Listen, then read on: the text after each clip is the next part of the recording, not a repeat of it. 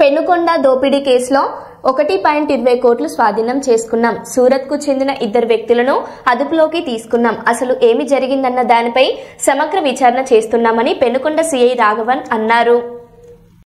ముందు పోతున్న కారులోని వ్యక్తుల్ని ఎవరో తీసుకెళ్లినారని చెప్పి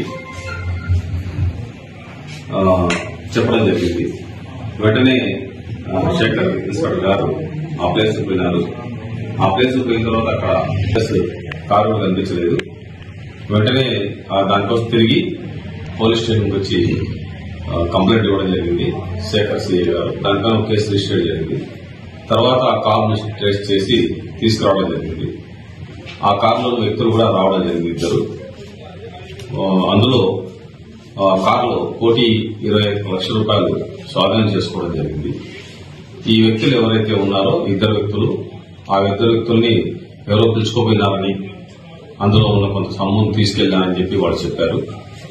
ఈ 2 వ్యక్తులు కూడా సూరత్ సంబంధించిన వాళ్ళు, గుజరాత్ సంబంధించిన వాళ్ళు.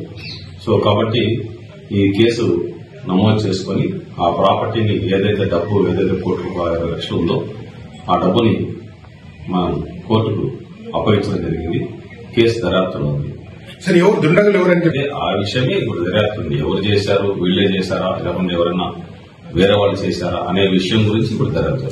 ఎన్ని వెహికల్లో వచ్చారు, వాళ్ళు ఎందుకు వెళ్తున్నారు ఇటువైపు, వాళ్ళకి అదే ఇవన్నీ కూడా మనం దర్యాప్తు చేయాల్సి వస్తుంది. హైవేలో జరిగింది. హైవేలో మనకు అంటే అది పర్టికులర్ గా ప్లేస్ అని చెప్పలేము. అది వచ్చి మన గోన్పేట రోడ్డు ఉంది కదా, ఆ ఏరియాలో మనకు హైవేలో జరిగింది. ఇప్పుడు ఆ విషయం వాళ్ళు పూర్తిగా తేల్చాల్సి ఉంది. ఈ డబ్బు ఎక్కడికి తీసుకెళ్తున్నారు ఏంది అనేది, ఇది దేనికి సంబంధించిన డబ్బు అనేది తేల్చాల్సింది.